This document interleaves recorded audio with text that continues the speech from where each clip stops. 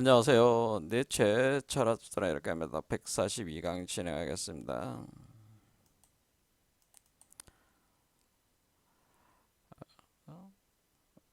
골로새서에 보면은 모든 인간들은 바로 그리스도가 내장돼 있다고 해서 크라이스트 인 유라고 해서 너의 몸속에 그리스도가 있다.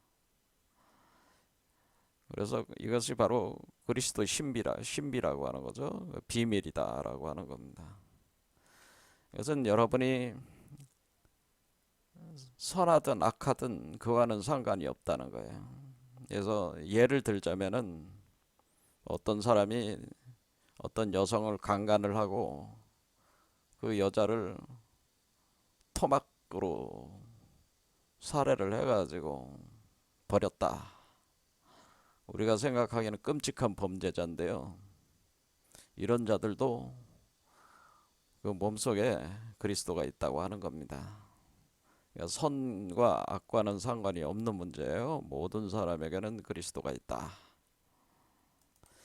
이것을 저는 지저스 까르바 예수가 밀장돼 있다고 하는 거 표현을 했고, 그렇다면 우리가 기독교적인 개념으로 볼 때 우리가 구원을 받는다, 천국으로 들어간다고 하는 것은 이 우리 몸속에 그 감춰져 있는 그리스도를 활성화를 해가지고 여러분의 자식으로 육화해가지고 그리스도 육화 과정이 필요하다는 거죠. 잠재되어 있는 것을 활성화해서 이렇게 어린아이를 육화를 시켜서 태어나게 한다면은 이 사람이 우리가 아까 얘기했던 그 극악무도한 그 죄악들도 깨끗하게 정화가 되면서 구원이 된다고 하는 것입니다. 그러니까 그 정화 역할을 하는 것이 바로 몸속에 있는 그리스도에 의해서 그 정화가 일어난다고 하는 겁니다. 그래서 죄를 대속하는 개념이 요 존재가 몸속에 그리스도가 여러분의 죄를 대속하게 돼 있다고 하는 겁니다. 그래서 이치는 간단합니다. 모든 사람 속에 감춰져 있는 그 그리스도를 활성화해서 그 그리스도를 그 아이로 태아로 이제 기르는 거죠. 그 육화해가지고 여러분이 모태 역할을 해가지고 육화해서 태어나게 하면 바로 이 그리스도에 의해서 그 죄가 정화되고 이제 깨끗해진다는 거예요. 정화되면서 여러분들이 지은 모든 그 사악한 죄악들이 다 깨끗하게 그 대속을 한다고 하는 겁니다. 요 존재의 대속이 되고 그것을 통해서 구원을 얻게 되면서 여러분은 영생을 또 얻게 되면서 천국에 들어가게 되는 것이다. 이런 얘기입니다. 그런데 왜 바울은 2000년 전에 예수가 십자가에 못 박혀서 죽어서 여러분들의 죄를 대속했다고 그렇게 주장을 하는 것이냐? 거기에는 바울이 가지고 있는 사유 체계를 이해해야지만이 이거 알 수가 있는 거예요. 그래서 그 부분에 대해서는 제가 이 메커니즘과 연결해서 다시 설명을 드리겠습니다. 일단은 가장 기본적인 건 이런 겁니다. 이런 상태가 돼야지 여러분들은 기독교인들은 바로 자신들이 원하는 죄의 대속과 구원이 성취되게 되는 것이죠. 그런데 이런 작업이 진행이 되려면은 이 그리스도를 활성화를 시켜야 되는데 그리스도를 활성화하려면은 어떤 과정이 필요하냐면은 이 활성화 과정에는 성령이 필요하다고 하는 겁니다. 성령이. 그래서 성령이 필요한데 그 성령이 그 본래의 우주 근원의 성부, 그러니까 기독교인들이 볼 때는 하나님 아버지라고 할 수 있는 성부, 요 성부의 영과 성부와 그 다음에 우리가 얘기하는 성모, 그러니까 성모라는 성스러운 어머니, 성부와 성모라고 하는 성부가 우리가 타수용성 성령이라고 얘기를 한 거고, 이것이 양성을 얘기하는 거고, 성모는 자수용성 성령이라고 하는 거죠. 성령으로 해가지고 이것은 음이다 이렇게 보면 돼요. 이렇게 양은 하늘이고 음은 땅이다 지다라고 하는 겁니다. 그래서 이렇게 성부와 성모의 두 개의 성령의 결합, 그것이 여기로 보면은 두 마리 뱀이 이렇게 마치 섹스를 하는 것과 같이 이렇게 꼬여 올라가는 구조가, 이게 바로 성부와 성모의 결합을 표현을 해주는 것인데, 이것을 통해서 왜 이렇게 뱀으로 표현을 했느냐? 그것은 인간이 뱀의 존재이기 때문에 그래요. 뱀에 갇혀 있기 때문에 이 성부가 들어올 때는 자신도 뱀의 모습으로 들어와야 되는 겁니다. 사람 속으로. 그래서 사람 속에 있는 뱀의 형상과 성모의 형상과 결합을 해가지고 이것을 이 성령의 작용을 이렇게 가한다는 거죠. 성령의 작용. 그러면 성령의 작용을 가하면은 이 성령의 작용을 통해서 그리스도가 감춰진 그리스도가 활성화한다고 하는 겁니다. 성령의 작용. 그래서 반드시 성령의 작용이 있어야 된다는 걸 말씀을 드렸고, 그것이 성경에서 이거를 하나님 아버지라고 하는 거고, 성모를 마리아라고 하는 거죠. 마리아. 이거는 마리아라고 하는. 그러니까 마리아라는 존재는 그러니까 어떤 역사적인 여자를 얘기하는 게 아니고, 여러분 안에서 활성화되고 있는 자수용성 성령, 이 땅을 대변하는 존재를 가리키는 거예요.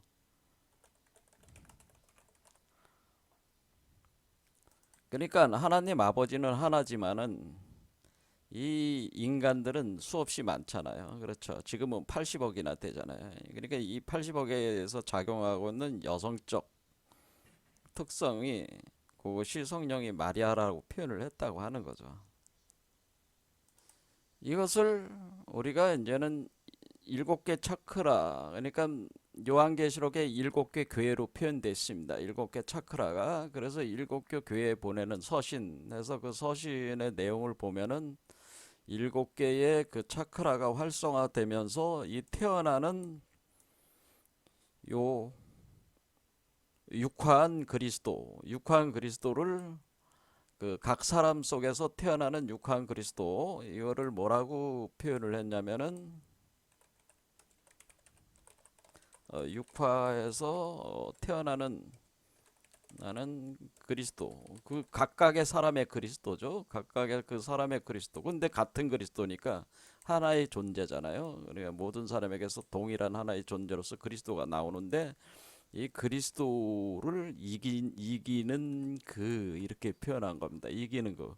그래서 이긴 자다, 승리자다라고 합니다. 승리자. 빅터라고 합니다. 빅터. 그래서 우리가 승리자다. 뭘 승리를 한 거냐면은, 우리가 이 그 뱀에 갇혀 있는 그 인간의 구조 안에 지금 감춰져 있는 거는 일종의 갇혀 있는 거잖아요. 그러니까 이렇게 갇혀 있는 거니까, 이 모태 속에서 갇혀 있는 거니까 이 모태를 열고 나오는 거니까, 이 구조를, 이 뱀을 이기고 나오는 거죠. 용뱀을 이기고 나오는 거니까, 그것이 바로 이기는 그라고 하는 겁니다. 그래서 이 각 사람 속에서 육화에서 태어나는 그리스도가 바로 이기는 그다. 그러면은 그리스도가 아, 그 베드로 그리스도, 도마 그리스도, 뭐 요한 그리스도, 이렇게 이제 각 사람마다 이제 그리스도가 나오는 거죠. 그래서 요한계시록에는 바로 이기는 그가 출현을 하게 되는데, 그게 이제는 그 요한계시록 2장부터 3장에 걸쳐 가지고 그 이기는 그에게 그 부여되는, 여러분들이 그 열어서 한번 보세요.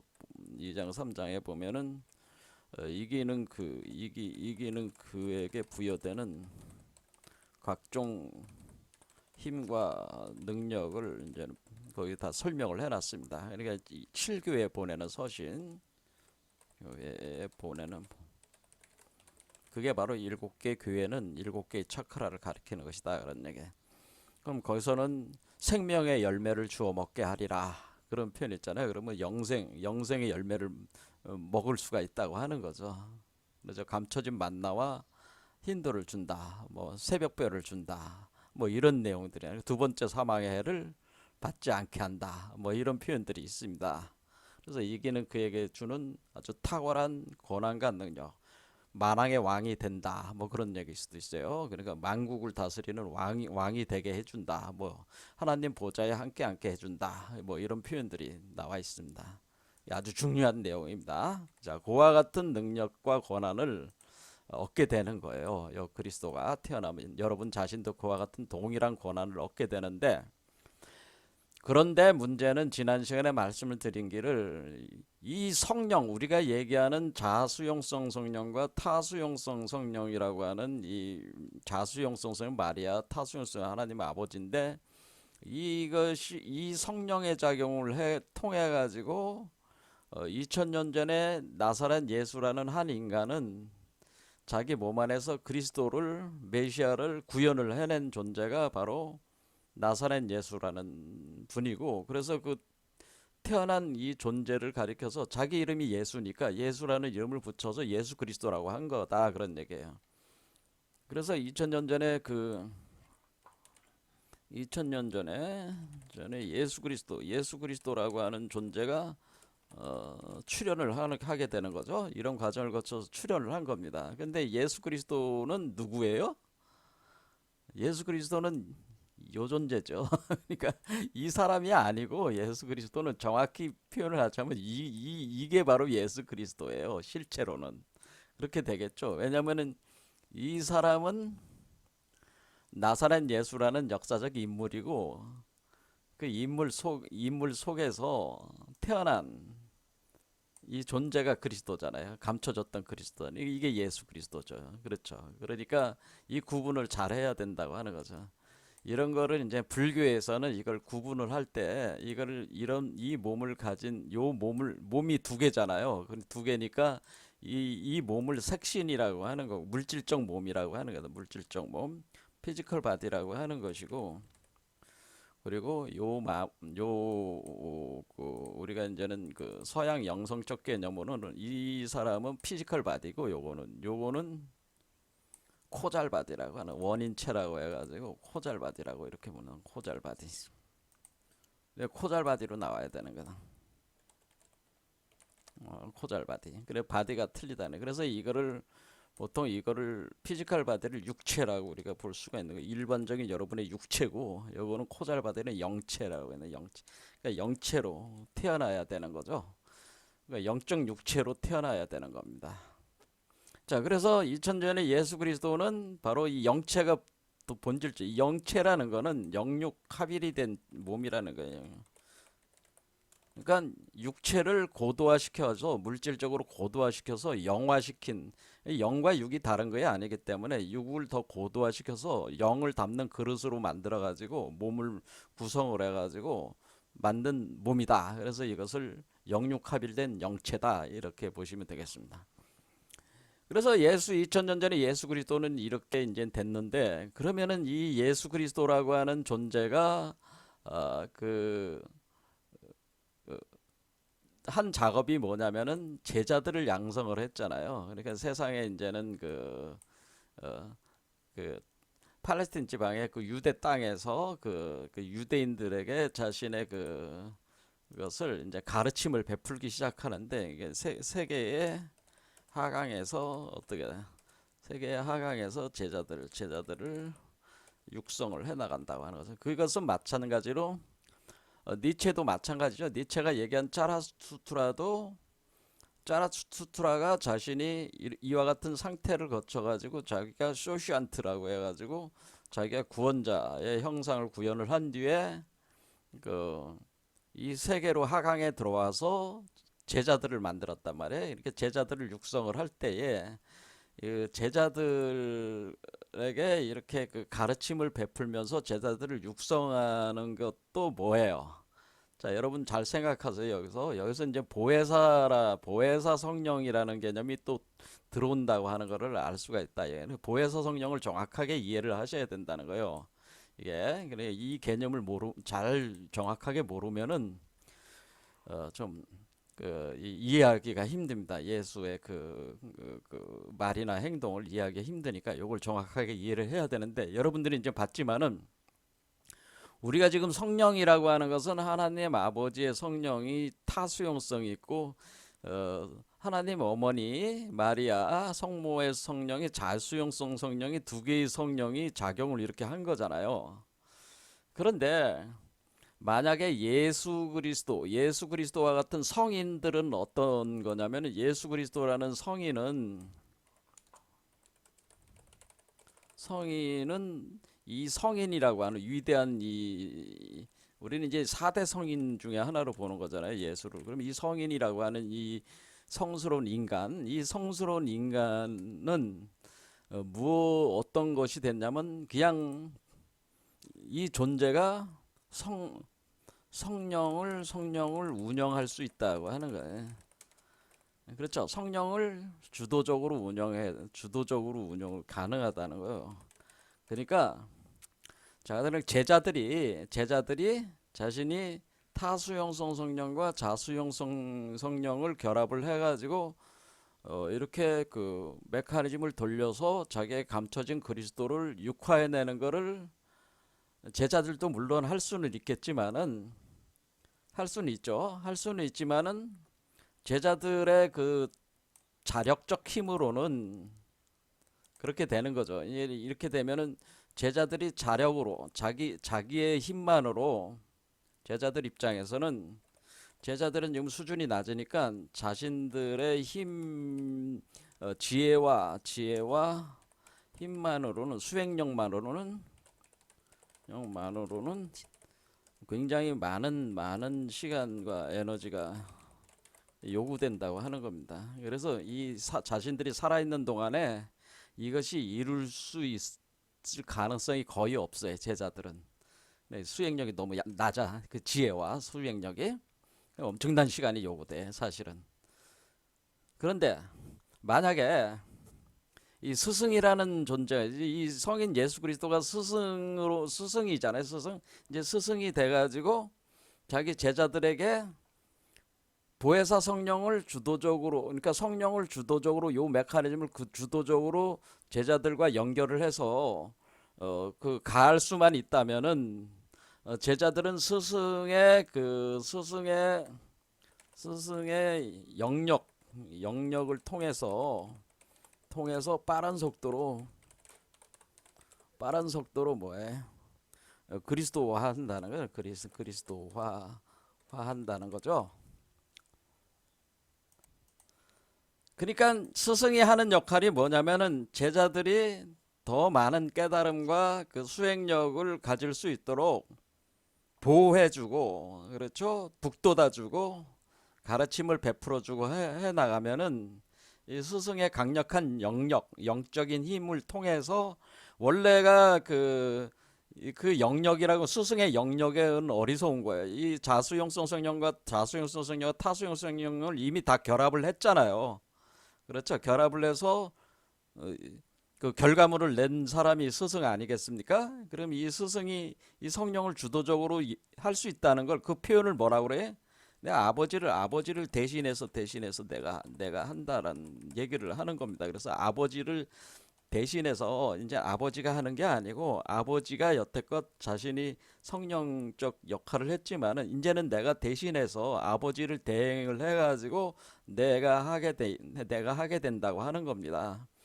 그래서 자기 참포도나무에 대한 그 설명에서 나는 참포도나무고 아버지는 농부다, 그렇게 표현을 하는 겁니다. 그러니까 내가 나무가 돼가지고 제자들은 가지로 연결을 한 뒤에 그 농사 자체는 원래 이 성령 안에 있는 주도적인 양성적 그 농사를 짓는 건 하나님 아버지니까, 하나님 아버지가 농사 짓는 개념으로, 그러니까 이 스승 안에 하나님 아버지의 성령의 힘이 발휘가 되고 있는 거죠. 그렇지만은 이 스승 속에는 여성적 성령도 작용이 되고 있잖아요. 그러니까 이 두 개를 동시에 제자들에게 적절하게 그 영역을 가해 줌으로써 가르침을 베풀어 줌으로써 제자들이 빠른 속도로 그리스도 안는다는 거예요.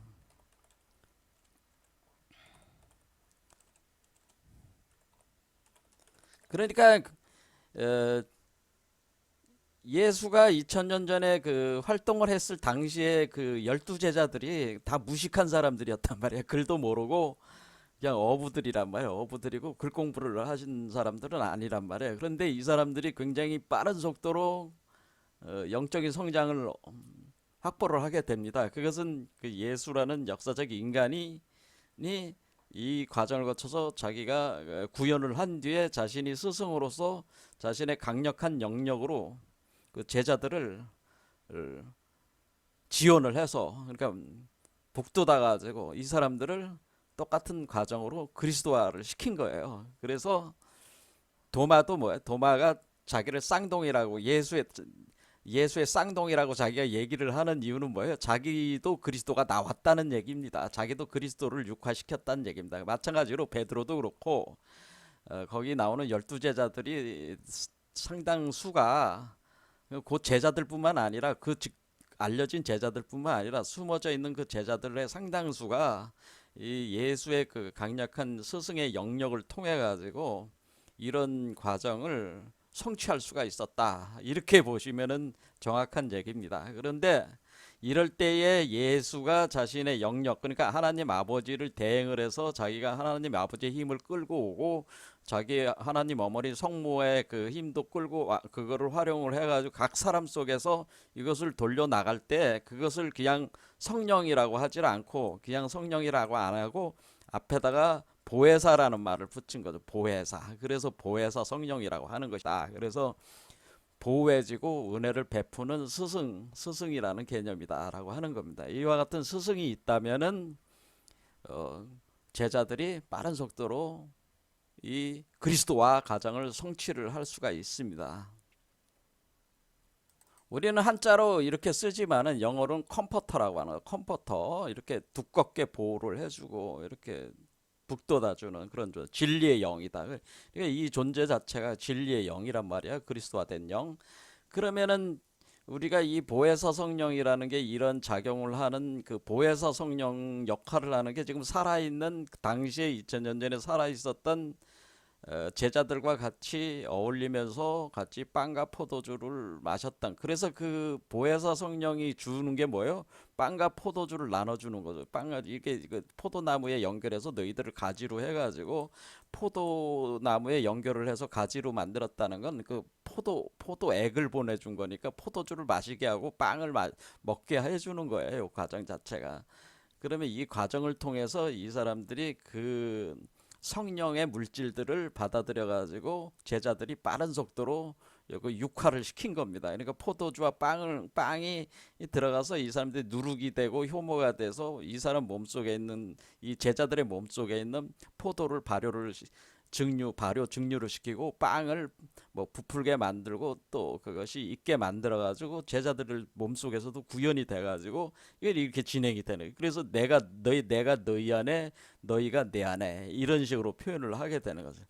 이렇게 해서 한 몸과 같이 이렇게 되는 것인데, 문제는 뭐냐면은 이렇게 살아있는 그 예수, 당시에 살아 있었던 예수가 제자들을 떠났을 경우에 예수가 이제 제자들이 있는데 예수가 자기가 그 십자가에 못 박혀서 죽어가지고 부활한 뒤에 그 뭐 공중으로 승천해 버렸잖아요. 그러니까 예수가 승천 이후에 그러면은 예수 승천 이후에 보혜사 성령은 사라진 겁니까? 보혜사 성령은 없냐? 뭐 이런 얘기잖아요. 그런데 보혜사 성령이 사라지는 게 아니고요. 보혜사 성령은 예수가 그 승천했다고 할지라도 보혜사 성령의 파워, 영역은 계속 작용을 하는 겁니다. 그걸 얘기한 겁니다. 그래서 내가 너희들 곁을 떠난 이후에 또 보혜사 성령, 그러니까 지금 자기가 살아있을 경우는 살아있는 자신이 보혜사 역할을 했지만은 이제는 내가 떠나더라도 보혜사 성령이 없어지는 게 아니고 보혜사 역할을 하는 그 어떤 실체가 없어지는 게 아니고 그것이 계속 살아서 작용을 한다. 그래서 보혜사 성령 작용은 지속적이다라고 하는 걸 얘기하는 겁니다. 작용은 지속적이다.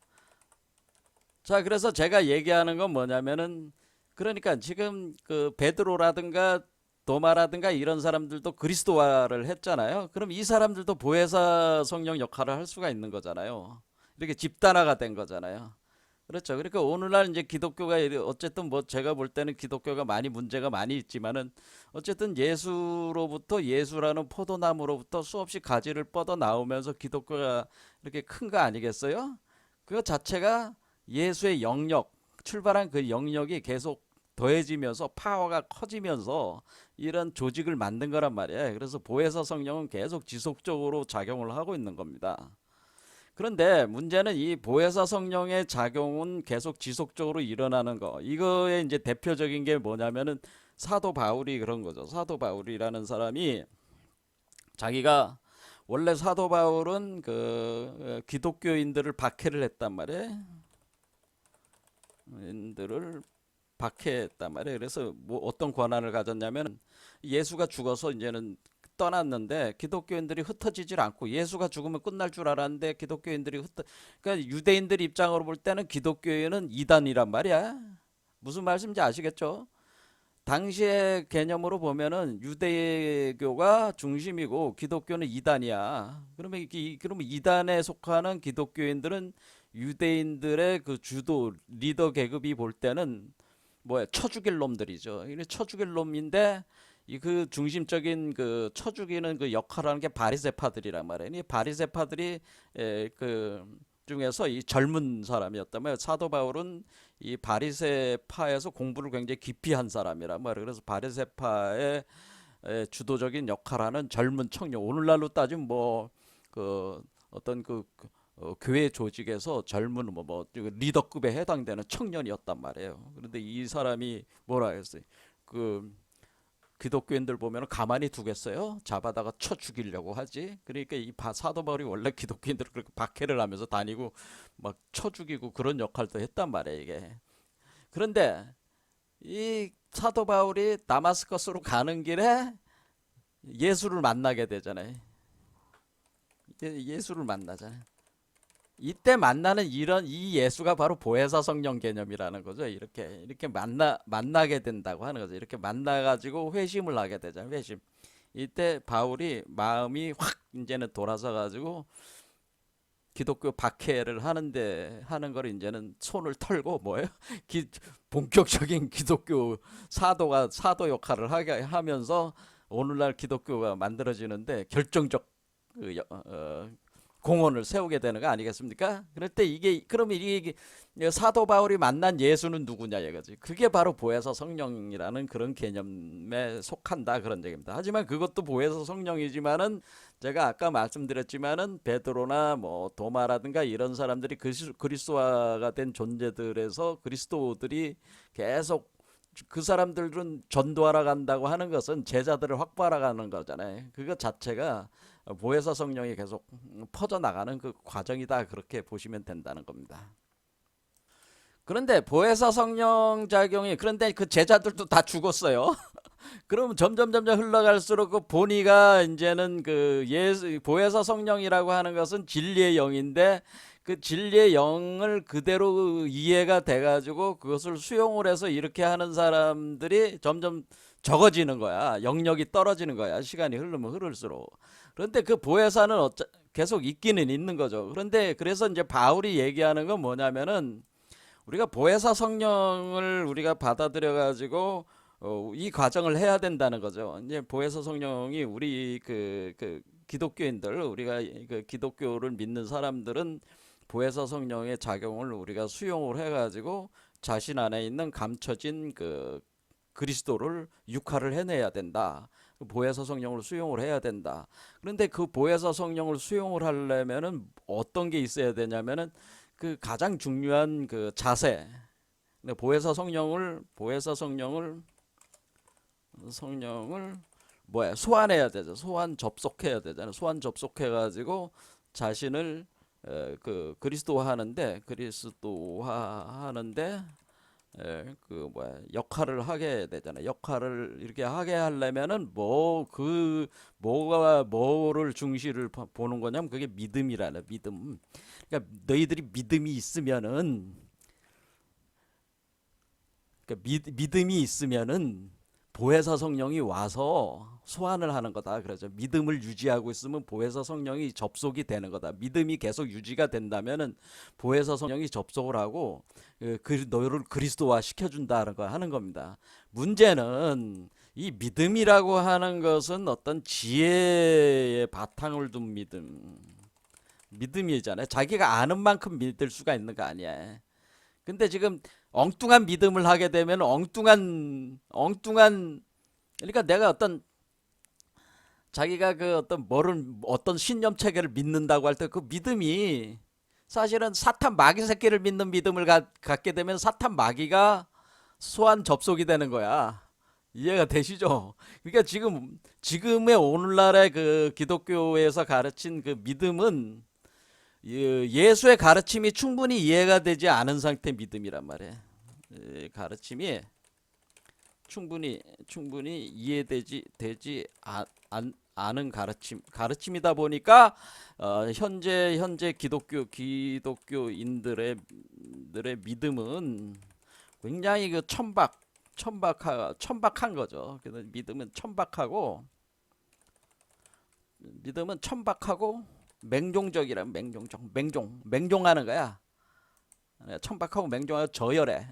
천박하고 저열한 맹종 시스템이란 말이야. 그냥 묻지도 않고 그냥 믿어버려. 그게 누가 만든 게 기독교 사제들이 그리고 목사나 신부나 그 학자들이 예수를 제대로 이해하지 못한 사람들이 자신들의 수준에서 이해한 예수를 가지고 그거를 이해를 주고 그 자신들이 만든 그 이데올로기를 믿게 만드니까 지금 예수에 대한 정확한 이해를 가지고 믿어야지 진짜 보혜사 성령이 오는데 엉뚱한 마귀 새끼들이 와가지고 지금 그 역사를 하고 있다고 하는 겁니다. 기독교인들의 그게 지금 문제라는 거죠. 자, 그래서 우리는 믿음에서 중요한 요소는 뭐냐면은 믿음만 가지고 되는 게 아니라 신해. 믿음이라고 하는 것은 해. 그러니까 믿음과 해. 그러니까 어떤 이해력. 그렇죠. 어떤 믿음과 이해력은 상호 보완적으로 이게 돼야 된다는 거. 충분한 이해가 전제를 된 믿음. 맹종적이고 천박하고 저열한 믿음이 아니라 진짜 예수가 무엇을 가르쳤는가를 진짜 알고 그거에 대한 믿음을 우리가 예수를 연결을 해서 그걸 보혜사 성령을 소환할 수 있다는 거예요. 그 믿음이. 그러니까 충분히 예수에 대한 깊은 이해를 통한 믿음이 있어야지 진짜 예수가 접속이 되는 거지. 그렇지 않으면 그 보혜사 성령이 와야 되는 거지. 엉뚱하게 이 충분한 이해가 없는 깊은 이해가 없는 그런 믿음은 그 수준의 마귀 새끼들이 와가지고 달라붙는다 그런 얘기입니다. 지금 문제가 그겁니다. 그러니까 지금 기독교인들의 문제가 예수에 대해서 충분한 그 이해가 없다는 거예요. 그런 차원에서 낮은 차원의 이해력을 토대로 맹목적이고 맹종적인 믿음 체계를 가지고 있는 바람에 그것을 조장을 한 게 기독교 사제, 목사, 신부들이라고. 그렇게 되는 바람에 자신들이 믿는 바에 따라서 접속을 해오는 거니까 이 마귀 새끼 영들이 마귀의 영들이 오는 거예요. 보혜사 성령이 오는 게 아니고. 그러니까 이 세계가 이제는 완전히 개판이 되는 거죠. 이해가 되시죠? 그렇죠. 그렇지만 보혜사 성령은 계속 있는 겁니다. 하지만 그 작용을 믿음을 통해서 소환하고 접속을 하는 것이다. 그런 얘기입니다. 그래서 이 부분은 제가 나중에 다시 이제는 바울 얘기를 할 때 왜 믿음이라는 게 뭐냐라는 거를 좀 더 깊이 이제는 얘기를 해보려고 합니다. 믿음이 굉장히 중요한 그래서 요소입니다.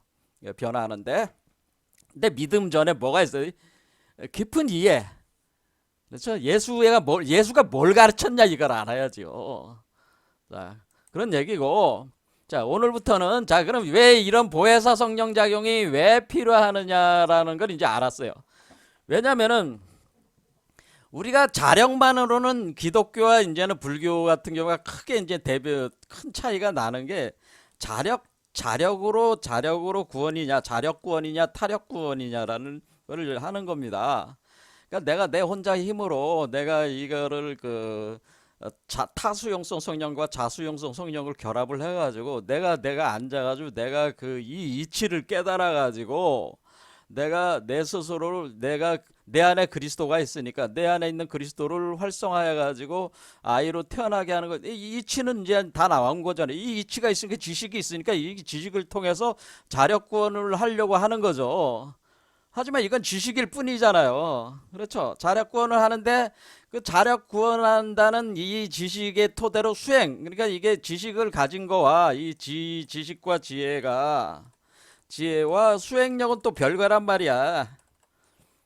그거를 구현하는 거는 또 별개야. 그래서 자기 혼자 해보려고 하지만은 오늘날 같이 아주 이게 종말 시대에서는 하기가 너무 힘들다 이거야. 그래서 뭐를 하냐면은 내가 이거 가지고는 너무 힘드니까 이렇게 내가 아무리 지식이 높고 지혜가 이걸 뭐 빠삭하게 알더라도 이 메커니즘을 내가 빠삭하게 아는 지식인이라도 내가 나를 구원하기가 너무 어려워 자력 구원이. 그래서 예수와 니체와 예수를 가르는 중요한 차이가 뭐냐면은 니체는 자력 구원자예요.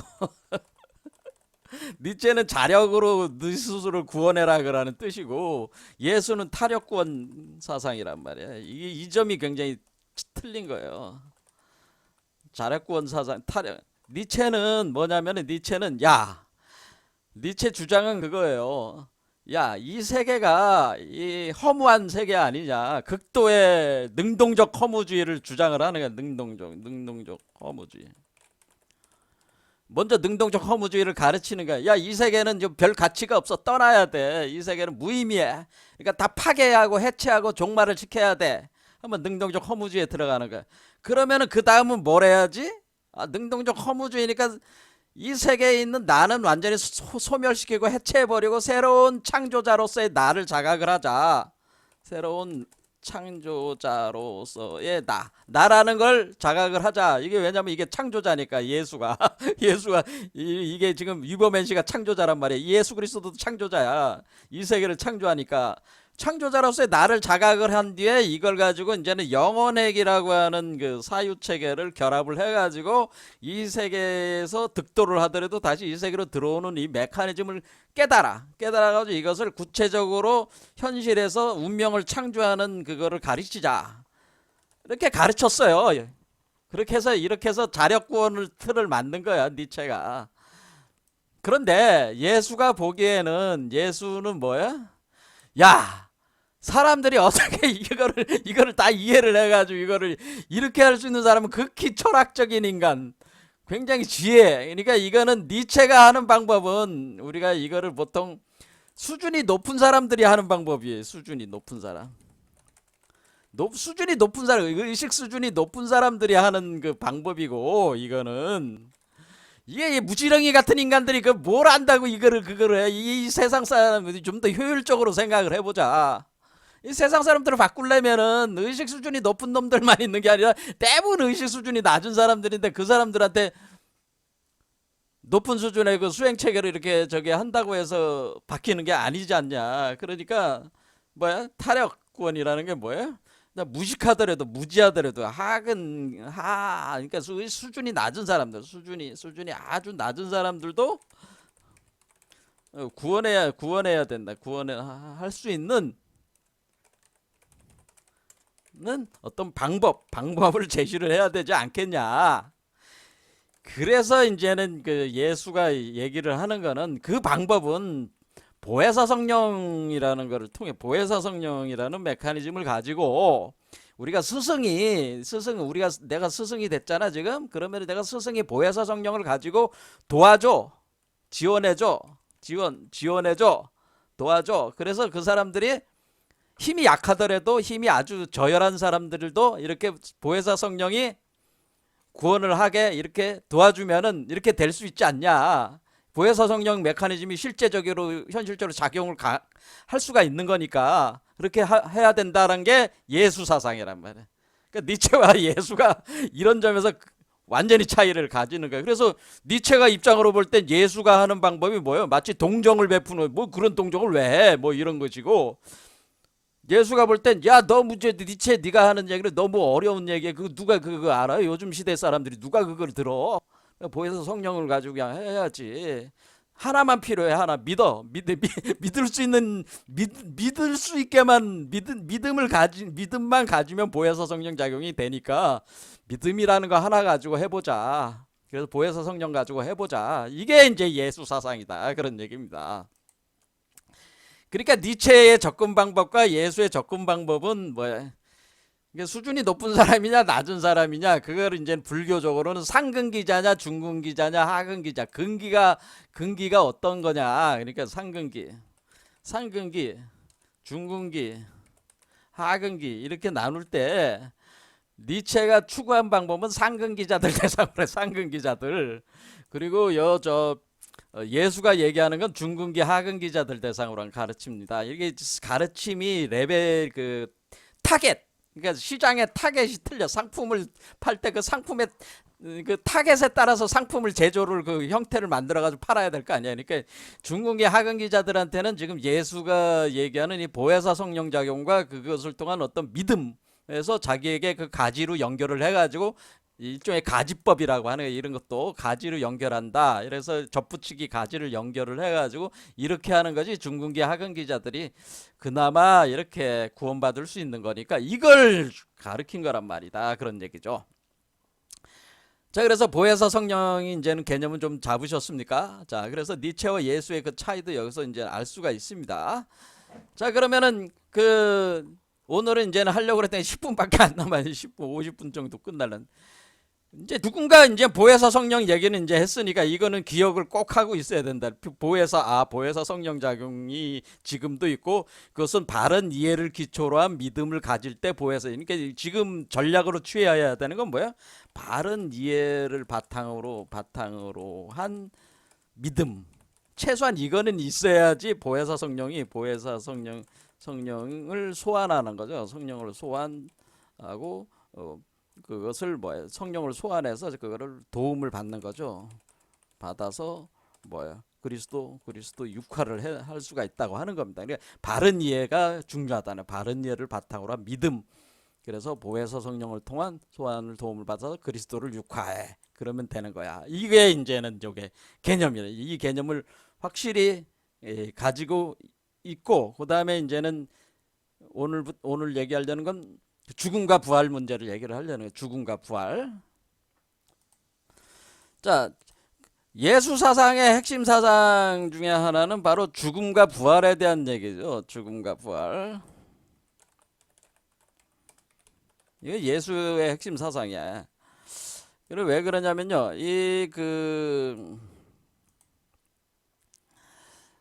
여러분들은 우리가 그리스도를 우리 내부에 잠재되어 있는 그리스도를 육화하는 과정은 이 소주 세계에 있는 나를 죽여야 돼. 내가 죽어가지고 요걸로 다시 태어나야 되는 거잖아요. 그러니까 내가 소주적 인간에서 죽어서 소주적 인간으로서는 죽고, 그렇죠? 대우주적 그리스도로 다시 태어난다. 그렇죠. 다시 태어난다. 이것을 죽음과 재생이잖아요. 그리고 다시 거듭난다. 그러니까 이것은 거듭난다는 건 부활한다는 얘기란 말이야. 거듭난다. 이건 부활한다는 얘기야. 부활. 그리고 죽어서 부활한. 그래서 소주적인 인간으로서는 죽어야죠. 그건 너무나 당연한 거 아니에요? 이 인간이 죽어야지 이 인간에게 달라붙었던 모든 죄, 그렇죠? 죄가 다 사라질 거 아니에요. 이 인간이 사라지면 죄도 다 사라지는 거 아니야. 그러니까 소유적 인간으로는 죽어야 돼. 그런데 그 과정에서 대우주적 그리스도로 다시 태어나야 돼, 여러분이. 그러면 죽음과 부활은 너무나 필연적인 그것이 될 수밖에 없는 거죠. 이 개념이 될 수밖에 없는 거야. 그래서 죽어서 다시 부활해야 된다고 하는 얘기가 나와요. 그래서 레저렉션, 그래서 죽음은 데스. 죽어 먼저. 그러니까 죽어야 돼. 능동적, 그러니까 이거 능동적으로 죽어라 그런 얘기야. 능동적. 뭐 능동적으로 죽어. 능동적인 죽음. 그거를 뭐라고 한 거냐면 니체는 이 능동적인 죽음을 능동적 허무주의라고 한 겁니다. 능동적 허무주의를 통한 능동적 죽음을 의 길을 간다고 하는 것이 니체가 하는 얘기예요. 같은 얘기를 한 거예요. 능동적인 죽음과 부활, 그러니까 자기 재생, 레저렉션.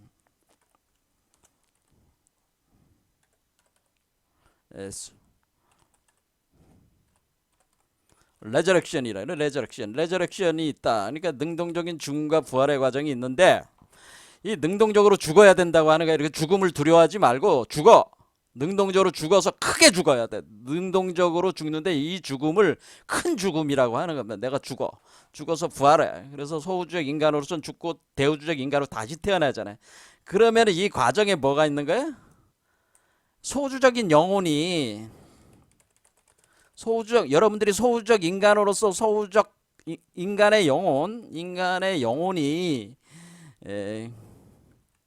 여러분들의 소우주적 인간의 영혼이 대우주 그리스도와 연합하는 과정이 있을 거 아니에요. 대우주 그리스도와 연합하는 메커니즘이 있다. 그게 어디서 일어나느냐? 그 심장 차크라에서 심장 차크라. 그러면은 이 소우주적 인간의 영혼이 여러분의 소우주적인 그 육체를 떠나는 게 죽는 거란 말이야. 그러면서 영혼이 육체를 떠나 대우적 그리스도와 연합하는 그 과정이 있는데 요 네 번째 차크라에서 그게 일어나는 겁니다. 여기서 일어나는 겁니다. 이 위치에서 일어나기 때문에 요렇게 소우적 인간의 영혼이 여기서 네 번째 차크라인 심장, 그러니까 심장 차크라에서 4차크라에서 일어나서 심장 차크라에서 일어나가지고 대우적 그리스도와 연합하는 과정이 여기서 딱 일어나는데 요렇게 일어날 때 요 교체 시간이 교체 시간, 그러니까 인간의 영혼이 육체를 떠난 뒤에 대우주 그리스도와 연합해서 다시 이렇게 구성되는 거죠. 영체로, 영혼으로, 새로운 영혼으로 구성이 될 때 이 교체 시간이 3일 반 정도가 걸립니다. 3일 반. 그래서 3일 반 정도가 걸려가지고 여기서 그러니까 소우적 인간이 자기의 소우적 육체를 떠나서 대우적 그리스도와 연합된 그 영혼으로 다시 태어나는데, 다시 구성되는데, 그것이 위치로는 네 번째 차크라 심장 차크라에서 일어나는데 그 교체 일수, 그 몸을 완전히 떠난 이게 의식이, 여러분의 영혼 의식이 이렇게 완전히 떠나가는 가지고 새롭게 되는데 3일 반 딱 이렇게 되는 겁니다. 그래서 예수가 3일 만에 부활했다. 3일 동안 이제는 무덤에 있다가 이제 부활을 한다고 하는 것이 이거를 얘기를 한 겁니다. 사실 보통 3일 반이라고 하는 거는 꽤 오랜 기간이고 보통 3일 내지 4일이라고 보통 표현을 합니다. 이제 전통적인 그 영적 가르침에서는 그렇게 얘기를 합니다. 그러면은 이게 그러니까 이거를 이제는 예수가 그러면 우리가 지금 그 소우적 인간에서 죽고 대우적 인간으로 연합해서 영혼이 다시 태어나면 이 영혼을 다시 육화해야 되잖아요. 대우적 그리스도 또 화한 영혼을 육화하는 거는 어디서 하냐면은 여기 여섯 번째 차크라에서 육화를 하는 거란 말이에요. 6차크라에서 이렇게 육화해 가지고 아이로 이렇게 태어나는 거다, 그런 얘기죠. 그런데 네 번째 차크라에서 일단 변동이 일어나야 된다고 하는 겁니다. 그래서 예수는 뭘 가르치냐면은 죽어서 부활한다는 거, 부활을 해야 된다는 거를 가르칩니다. 그래서 그거를 자기가 직접적으로 십자가에 못 박혀, 골고다 언덕에서 십자가에 못 박혀서 죽어서 아리마대 요셉, 그 아래에 있는 아리마대 요셉이 만들어낸 그 무덤, 동굴 속에 3일 동안 있다가 거기서 이제 부활을 해서 나오는 거죠. 그런데 이 그 예수가 십자가에 못 박혀서 죽어서 부활하는 사건 이전에 예수가 이걸 굉장히 중요하게 봤기 때문에 부활을 시키는 또 하나의 사건 에피소드를 만들어내요. 그게 바로 나사로의 부활 사건이 있는 건 나사로. 예수와 나사로 여기서 이제 레저렉션 나사로의 부활입니다. 나사로의 부활. 그래서 나사로의 부활을 통해 가지고 예수는 자신이 가지고 있었던 그 죽음과 부활에 대한 그 개념을 이해를 시키려고 한 거죠. 무슨 말씀인지 아시겠죠? 예수가 하는 이런 모든 에피소드는 자신을 따르는 제자들과 그 사람들에게 지혜, 지식, 이해를 주기 위한 행위들이라는 그거를 여러분들은 아셔야 돼요. 자, 그러면은 우리가 여기서 나사로의 부활이라고 하는 사건을 이제 에피소드를 구성을 해내는데, 나사로의 부활, 그러니까 나자로스라고 돼 있는데, 나자로스라고 하는 게 누구냐면은 여기 이제 요한복음 14장에 이렇게 나와 있습니다. 죽은 나사로를 살린다. 근데 어떤 병자가 있는데 이는 마리아와 그 자매 마르다의 마을 베다니에서 사는 나사로다. 이 마리아는 향유를 주께 붓고 머리털로 주의 발을 닦던 자요, 병든 나사로는 그의 오라버니다. 대개는 이 마리아, 여기 나오는 마리아는 막달라 마리아를 가리키는데, 막달라 마리아와 마르다는 그 자매지간이었죠. 자매지간이고 이 오라버니, 그러니까 오빠가 바로 나사로였다는 거예요. 나사로. 그러니까 이 막달라 마리아와 마르다 나사로는, 그러니까 우리가 예수의 제자들로 알려진 사람들 외에, 그러니까 예수 측근에서 굉장히 그 예수의 거를 굉장히 깊이 이해를 하고 따랐던 사람들이죠. 이 사람들이. 그런데 이 나사로가 그런데 죽었단 말이에요. 병 들어가지고.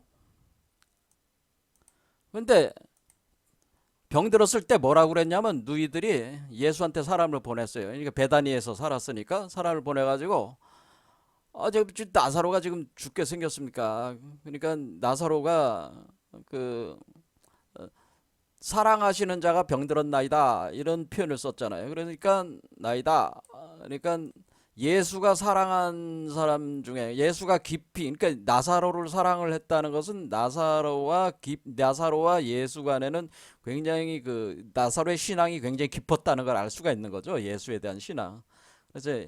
그래서 예수도 나사로에 대한 깊은 저기가 있었다고 하는 거죠. 그 가르침이 있었다고 하는 것이죠. 그래서 사랑하는 제자죠. 그러니까 나사로는 사랑하는 제자 중에 한 사람이네.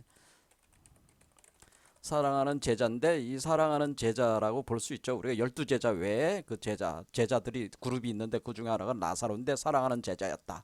근데 병 들었다. 그래서 병이 들어서 죽게 생겼으니까 빨리 와달라, 그런 얘기죠. 그러니까 예수께서 들으시고, 이 병은 죽을 병이 아니야. 하나님의 영광을 위하며 하늘의 하나님의 아들이 이로 말미암아 영광을 받게 하려 합니다. 이거는 너는 이렇게 나사로가 지금 이런 사건이 터진 것은 오히려 내 자신이 무엇을 하기 위해서 이 세상에 왔는가 알려주기 위한 그 영광을 드러내기 위해서 지금 이런 에피소드 사건이 터진 것이다, 이렇게 얘기를 하는 거예요. 그러면서 이제는 한 이틀 동안 가지 않아요. 가지 않고 미적미적대고 있어요, 예수가. 그러더니만 그 뭐라고 그랬냐면은, 한 이틀 지난 뒤에 여기 내용을 보면은, 시간이 없으니까 읽진 않겠습니다. 요 이틀 지났다는 얘기는 여기 이틀을 더 유하시고 여기 또 있어요. 나사로가 잠들었도다. 그러는 나사로가 이제 죽었다, 그러는 거예요. 나사로가 죽었다. 나사로가 이제 예수가 이제 나사로가 죽었으니까 내가 깨우러 가겠다 이렇게 얘기하니까 제자들이 뭐냐면은, 원래 예수는 그 서울에 앉아서 부산에 있었던 사람들 병도 고쳤으니까 예수가 원격으로 치료를 한 모양이다. 그러니까 지금 잠자고 있는 모양이다, 나사로가. 제자들은 그렇게 생각했다는 거죠. 잠들었으면 곧 낫겠네요. 뭐 이런 식으로 생각했는데, 그게 아니고 죽었다는 얘기를 잠들었다는 얘기죠. 그래서 그렇게 이제 착각을 하니까, 제자들이 착각하니까, 그게 아니고 이놈들아, 나사로가 죽었단 얘기야, 그렇게 한 거죠. 그래서 나사로가 죽었느니라 이렇게 해서.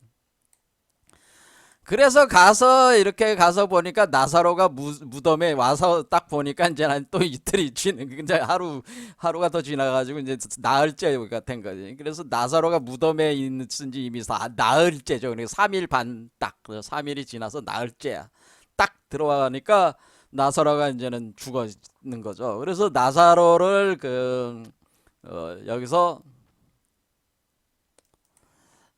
오니까 그 뭐라 그래요? 마르다가 뭐라 그러냐면 마르다가 예수님께서 여기 지금 있었으면은 나사로가 안 죽었을 텐데 지금 그 주께서 여기 없어가지고 오라버니가 죽었습니다. 그러니까 예수가 뭐라 그러냐면 네 나사로는 다시 살 것이요. 그러니까 다시 살아날 것이요. 그러니까 이때 마다는 착각을 했어요. 마르다는 나사로가 그러니까 이때는 바리새인들이 보통 일반적인 그 사고가 뭐였냐면 이게 사람이 죽으면은 종말할 때 그 육신이 부활한다는 사유가 있거든요. 그 사유를 마르다도 믿고 있었던 모양이에요. 그래서 마르다가 그러니까 그 마지막 날에 종말할 때 그때 육신이 부활을 하는 거니까 그때 부활을 하겠죠. 이렇게 얘기를 하니 마르다가 얘기를 하니까 그게 아니고 예수가 하는 얘기는 뭐라 그러냐면 나는 부활이요 생명이니 나를 믿는 자는 죽어도 살겠고 무릇 살아서 나를 믿는 자는 영원히 죽지 않으니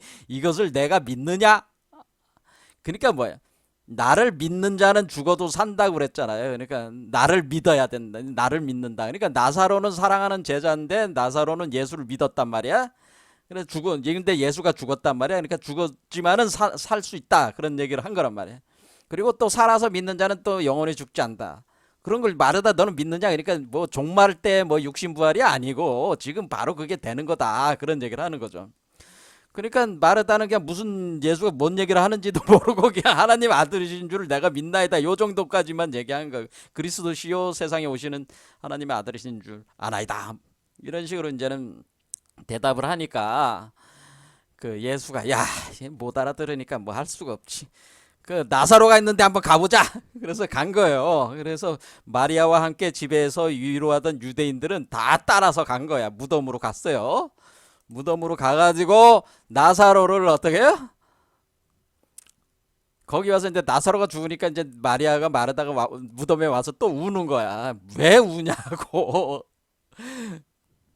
그러면서 왜 여기 계셨으면 나사로가 안 죽었을 텐데 장님도 눈 뜨게 하고 안진뱅이도 세운 사람이 왜 이렇게 나사로가 죽지 않게 빨리 오시지 않았냐 막 우니까 예수가 참 또 비통하게 이 마르야 마르다 그 주변 사람들 우는 거 보니까 또 마음이 좋지는 않죠. 그래서 비통이 여기시며 무덤으로 가가지고 무덤 굴이니까 무덤이 굴 속에 있지 굴 속에다 돌로 막아놨단 말이야. 그걸 열어가지고 열어라.